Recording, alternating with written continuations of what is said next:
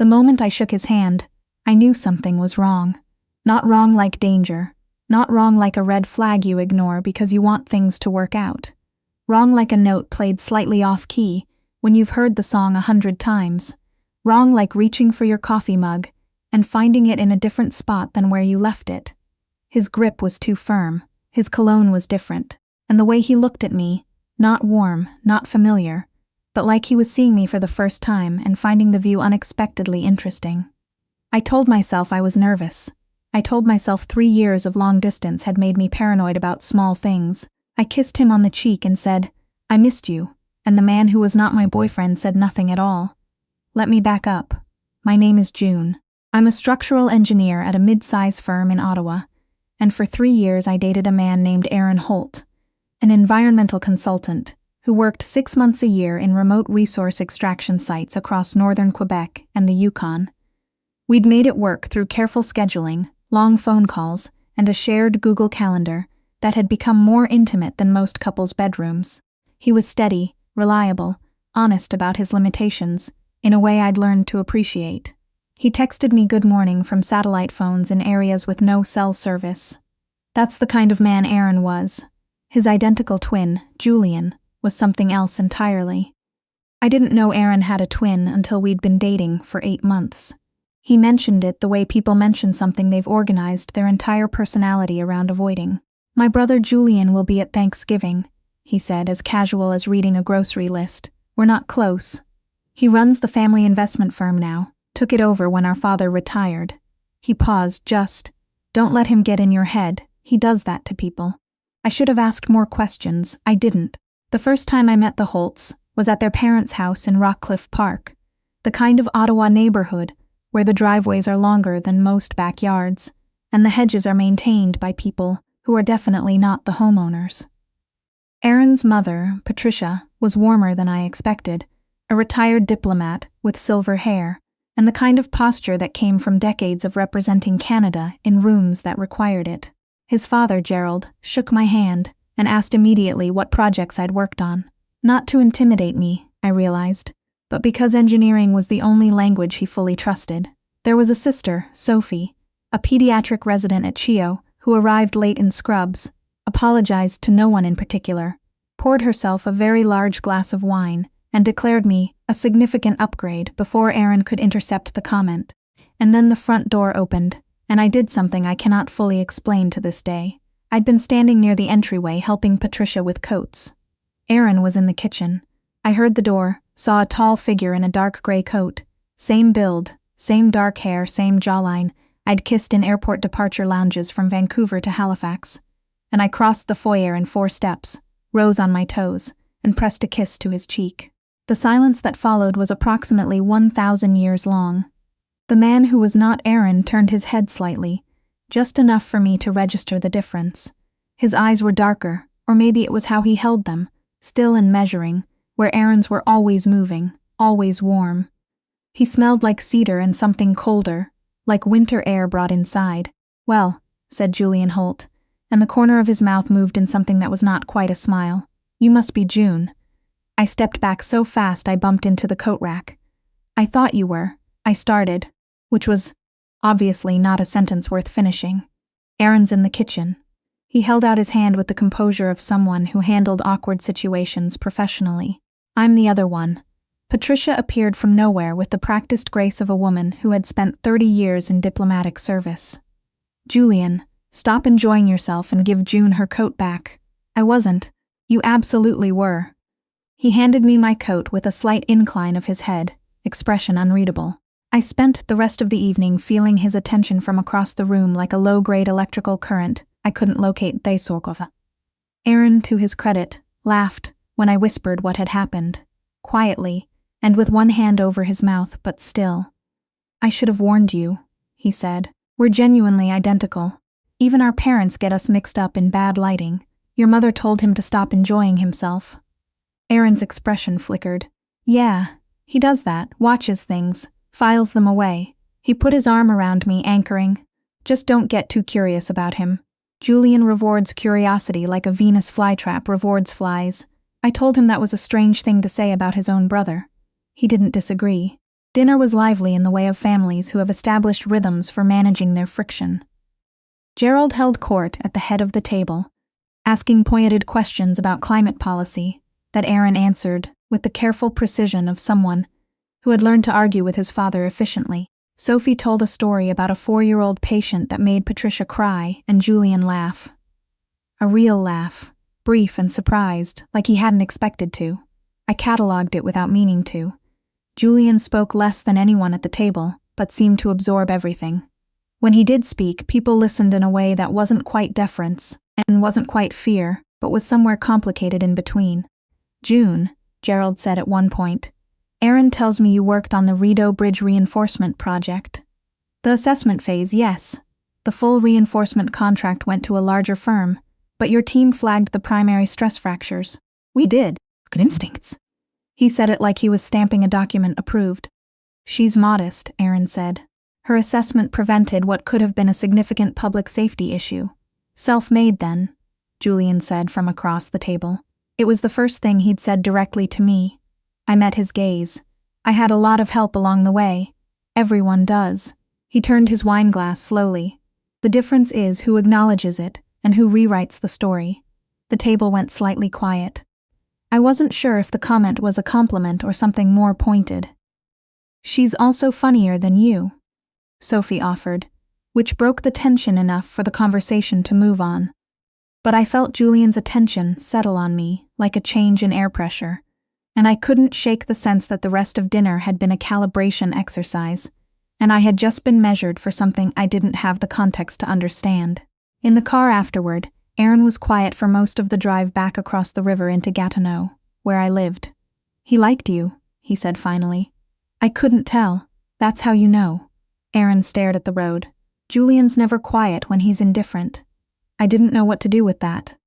Didn't know what to do with any of it. The strange current of the evening, the way Julian had watched me over his wine glass, the fact that I had kissed him on the cheek, and he had said nothing, done nothing, just turned his head and looked at me like he'd been waiting. "He's not like other people," Aaron said. "He built the firm from a pretty significant hole after Dad's health declined. He's strategic to his core. When he decides something matters, he doesn't let it go." "I'm not a thing to be decided about," I said. "I know." Aaron reached over and squeezed my hand. "I just need you to know who you're dealing with." Back in my apartment, I stood at the window overlooking the Gatineau River and told myself the evening had been strange but ultimately meaningless. A mistaken kiss on a cheek, an odd dinner, a man who watched people with uncomfortable precision. I put Julian Holt in a box, labeled "Do Not Open," and went to bed. I lasted about 11 days. Not because of anything Julian did. Because my best friend Cass staged what she called an information intervention over lunch at a Vietnamese place on Murray Street, after I'd described the Thanksgiving dinner in enough detail that she put down her spring roll and looked at me. "You keep saying his name," she said. "Whose name?" "Julian. You've said it 6 times in this conversation, and we've been here 20 minutes. I'm telling a story. He's a character in it." June. Cass had the particular expression she reserved for when I was lying to myself with genuine commitment. "You kissed the wrong twin and found out they felt different. That's the story you're actually telling. It was a cheek kiss. It lasted half a second, and you noticed his cologne and the way he went still and the exact quality of the silence afterward." She picked up her spring roll. "I'm not judging you. I'm just saying, you noticed. I had noticed. That was the problem. Aaron was good. Aaron was genuinely, uncomplicatedly good in all the ways that should have been enough. He called when he said he would. He remembered small things. He made me feel safe in a way I hadn't expected from a relationship that was, logistically, constantly strained. What we had was real and carefully built, and I was not going to dismantle it because of one strange evening and a man who watched me across a dinner table like I was a variable he hadn't accounted for. "Sometimes," I told Cass, "a person notices things. It doesn't mean anything." She gave me the look again but didn't push. It was Julian who pushed. Not aggressively. Not obviously. He was far too precise for that. It started with a text from a number I didn't recognize 2 weeks after Thanksgiving, the Rideau assessment. I read the public record. "Your team's methodology was correct. Most people missed it." I stared at it for a long time before typing back, "How did you get this number?"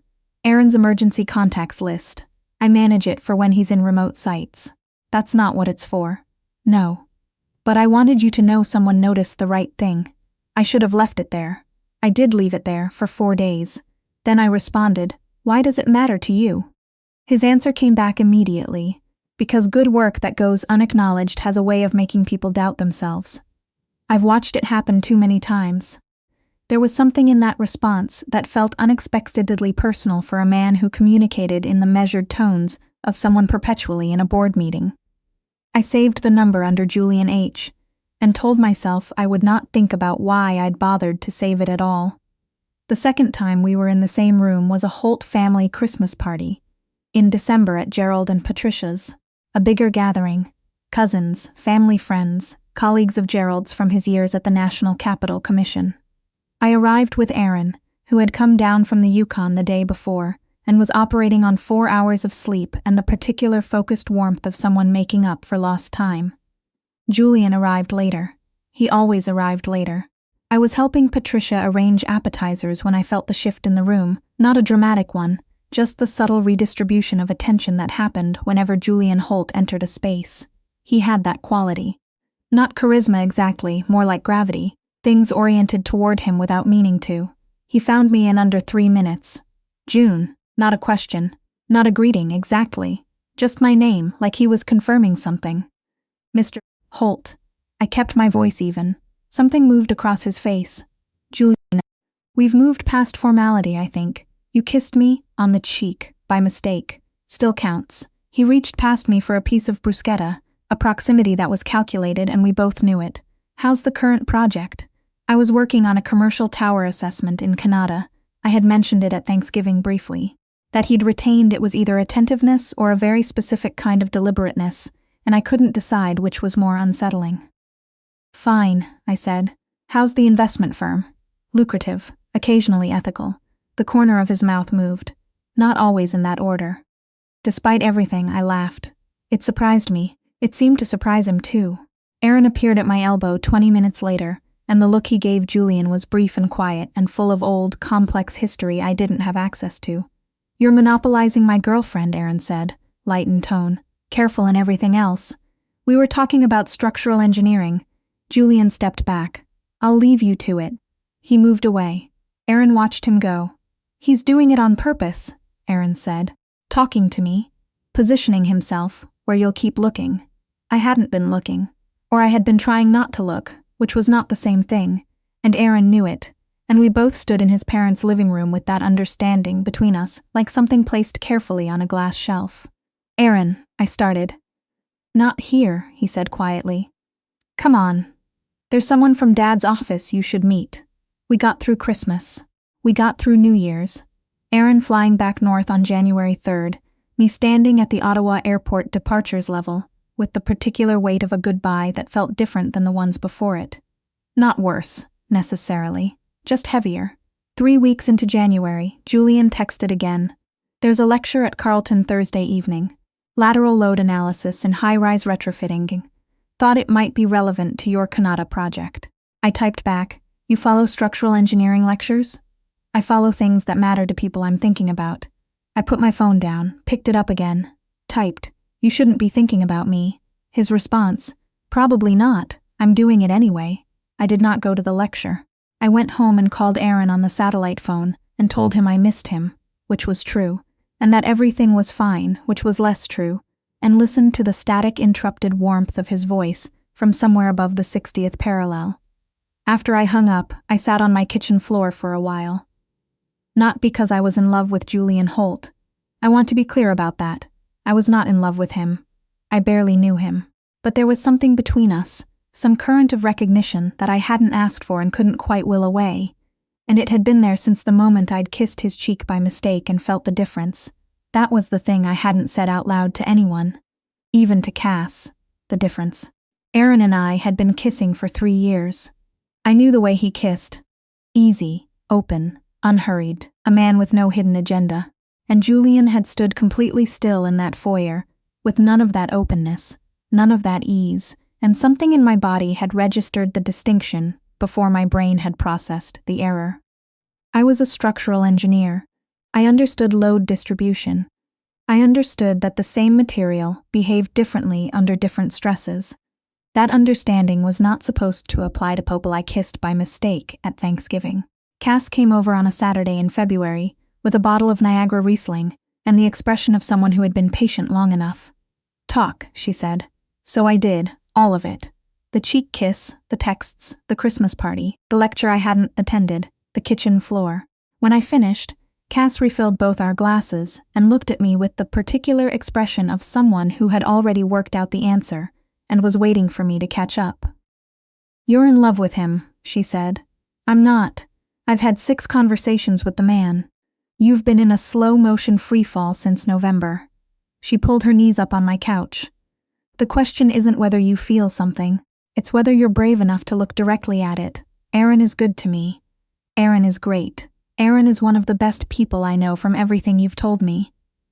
Cass held my gaze. "And you've been performing happiness for 6 months, June. I've been watching you do it. I wanted to deny it. I couldn't quite. My phone rang.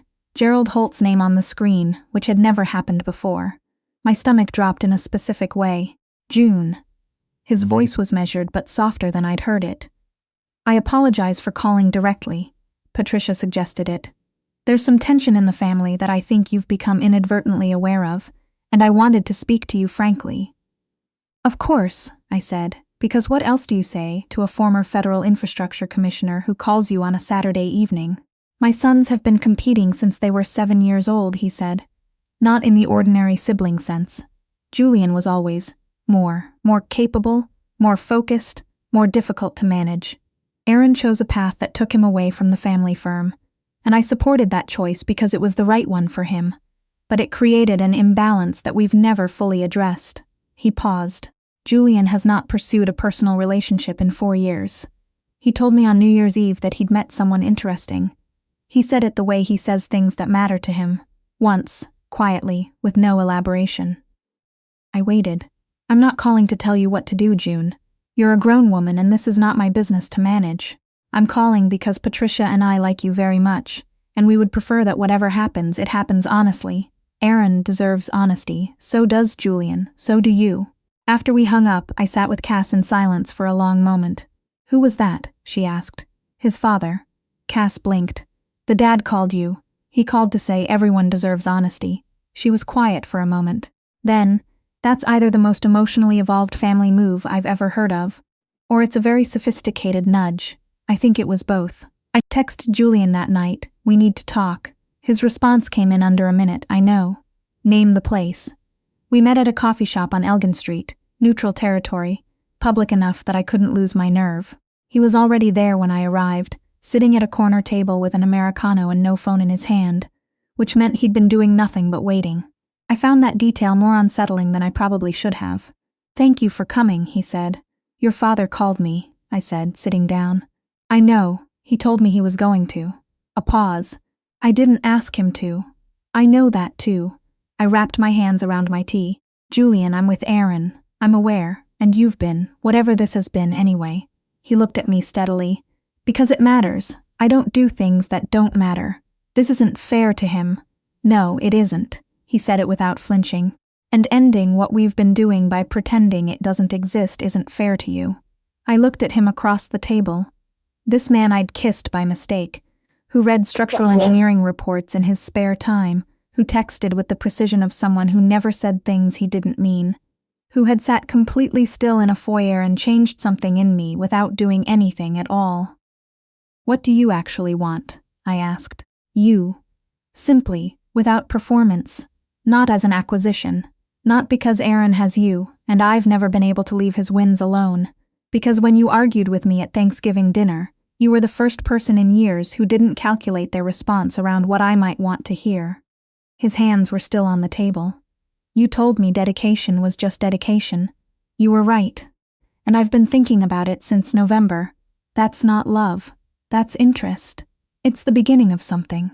He held my gaze. "I'm patient, June. I've never been anything but patient, but I'm asking you to be honest with yourself about what's been happening, because I don't think you have been." I wanted to argue. The argument dissolved before I could build it. "I told Aaron in person. He flew down to Ottawa for a long weekend in March, and I picked him up from the airport and drove us to a park by the river and told him everything, seated on a cold bench, with the Ottawa winter making its last argument of the season. He sat with it for a long time. The silence wasn't angry. It was worse than that. It was the silence of someone who had already known, who had been waiting for the shape of it to become clear. "He called you," Aaron said finally. "Your father called me. Julian didn't ask him to. Julian never asks for things directly." Aaron's voice was flat.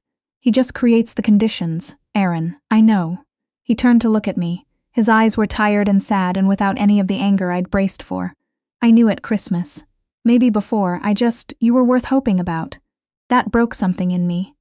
I said I was sorry, and I meant it the way you mean things when they're true and insufficient at the same time. "He's not easy," Aaron said.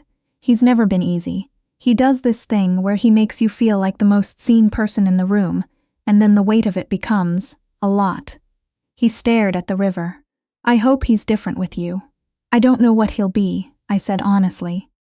"I just know I can't pretend anymore." "No." Aaron stood, hands in his coat pockets. "Neither can I." We hugged in the cold parking lot, and it was a real hug, the kind you give someone when you're letting something go but not pretending it wasn't real. He drove to his parents' house. I sat in my car for 20 minutes and cried for what we'd built, and then decided not to finish. Julian was waiting outside my building when I got home. Leaning against a black Audi in a charcoal coat, which was almost unfairly on brand. "You knew I was telling him today," she said. "I guessed." He pushed off the car. "How are you?" "Terrible." I looked at him. "How are you? Grateful you called." He held out his hand. Not a gesture of possession, just an offering. "Whatever comes next, we figure it out together." I took his hand. It was cold from waiting. The city found out, in the way cities do when money is involved and families are known. Julian's name was attached to mine in the particular social circulation of Ottawa's overlapping worlds. Government, finance, consulting. The informal networks that connected all of them. Some people found it romantic. Some found it convenient in the way they always do, when a woman moves from one powerful man toward another. Cass reported the gossip neutrally as a public service. "You know what I tell them?" she said. "I'm afraid to ask. I tell them June Adler is the best structural engineer in the NCR, and she could date whoever she wanted, and she chose deliberately." She shrugged. "It mostly shuts people up. What they didn't see, what I hadn't expected, was how Julian was in private.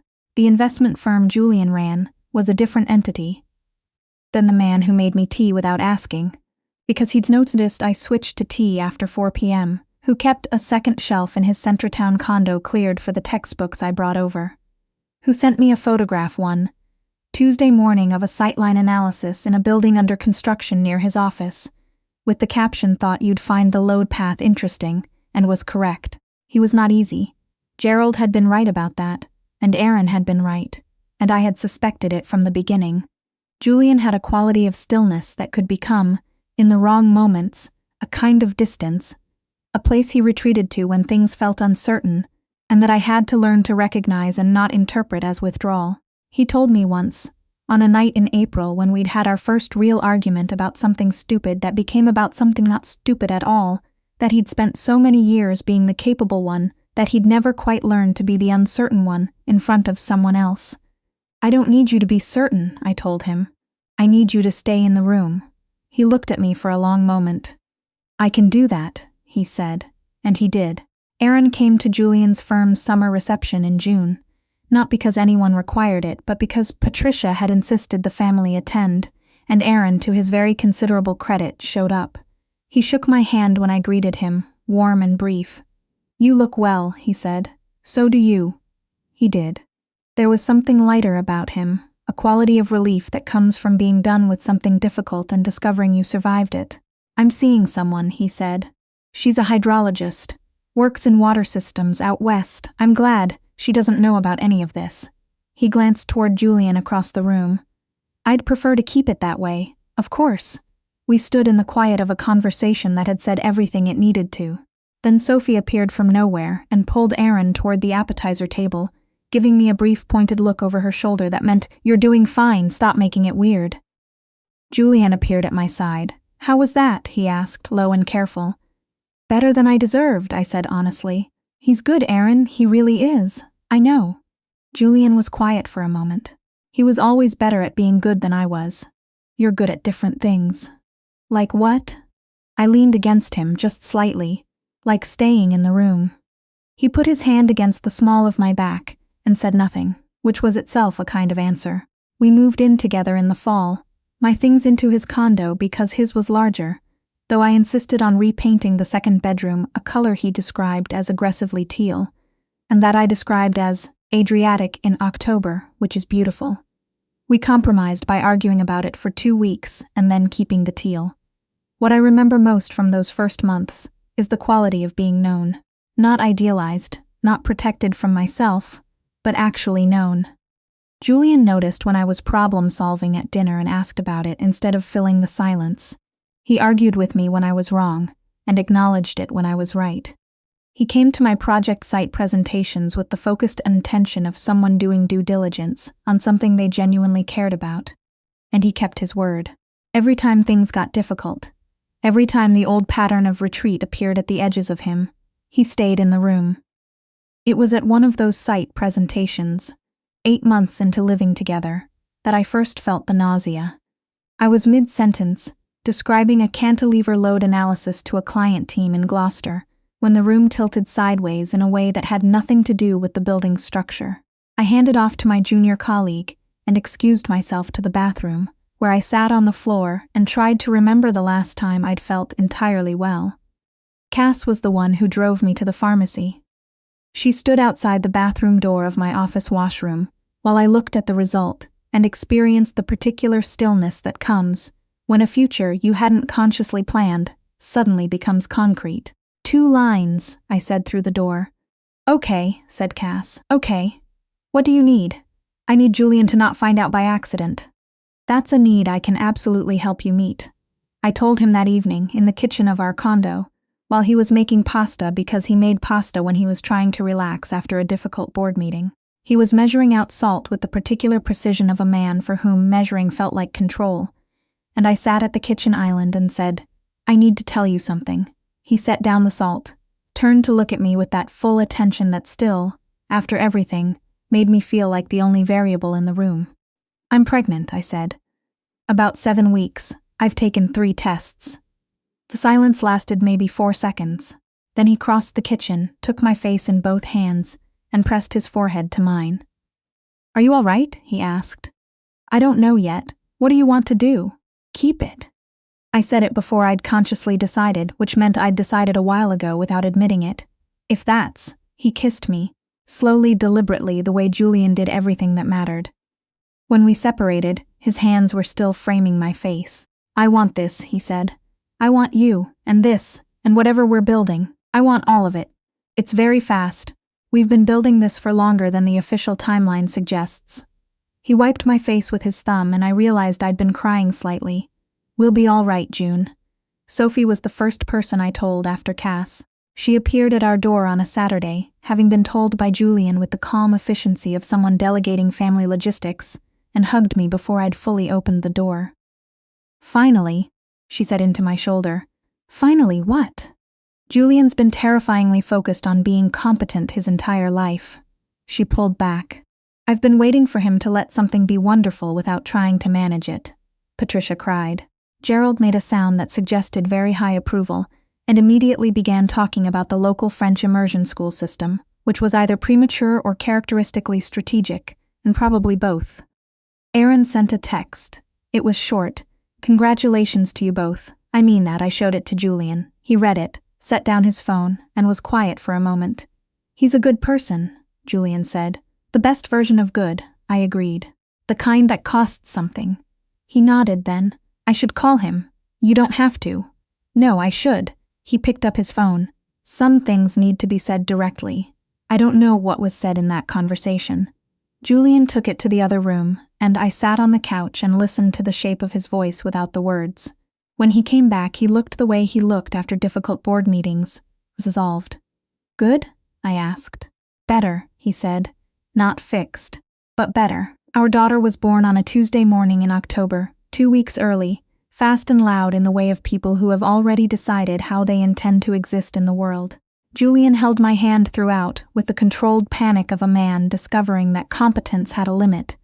And when the doctor placed her on my chest, I heard him exhale in a way I'd never heard from him before.